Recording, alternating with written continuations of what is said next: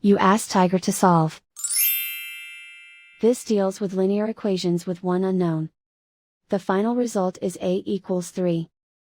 Let's solve it step by step. Group all a terms on the left side of the equation. Subtract 3a from both sides. Group like terms.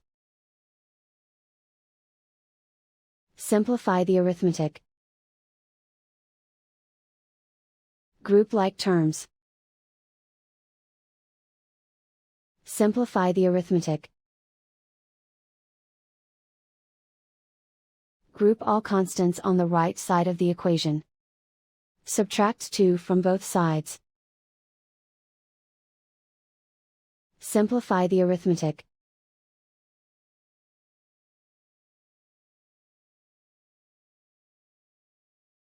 Isolate the a. Divide both sides by 4. Simplify the fraction.